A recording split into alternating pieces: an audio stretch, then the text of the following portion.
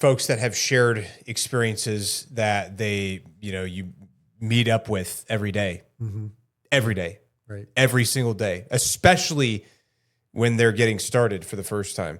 That's the most important part, because especially if they're anything like what you're describing is, like somebody who's a heavy drinker that drinks every single day. And that's like the one thing they look forward to the most every single day. Yeah.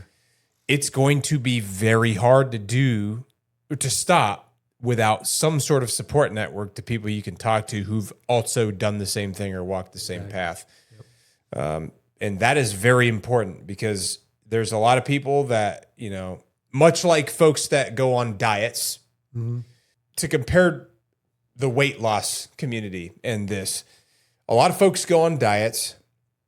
They kind of adhere to the diet a little bit, and they like kind of cheat. They don't really stick to it very strictly. And then when it isn't working, they just stop and they just start doing whatever they were doing before. Right.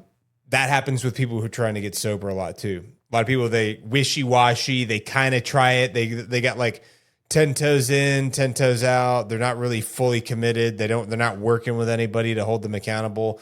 And a lot of times they fail, and then they act like there's no solution. But that's because they didn't have that support network. Now obviously, again, it goes back to, it's up to the individual. Like, everybody's got their own flavor. They've all got their own thing that works best for them. Right. And it's not going to be for everybody. It's going to be for the people that need it, though. Correct. Or the people that want it. Yeah. Like AA wasn't really for me. I went to a couple meetings, and it just, I didn't jive with that vibe. Yeah. So that's why I leaned on other things. Yeah. But ultimately, if you break it down to its most simplest form, the reason why it's so difficult is because it's you versus you. Yeah. You're the one making the choice of continuing the addiction or quitting the addiction. And that's why after I got like to that year part, I realized that I did something that no one in the world could say they've done. I beat Joe Urick. And that's why I started getting my confidence back. And a buddy of mine actually made these bracelets for me. It says, I beat Joe Urick. Just as a reminder for when I'm feeling weak, I look down and I say, dude, I did something no one in the world could say they did. Yeah. I beat Joe Urick. That keeps me sober to this day.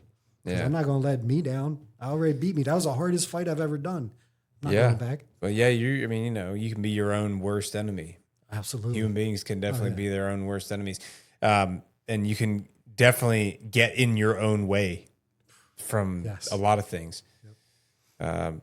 But yeah, a lot of what your story that you were explaining about, like, was, the amount of money you had left over instead of all that money that you wasted.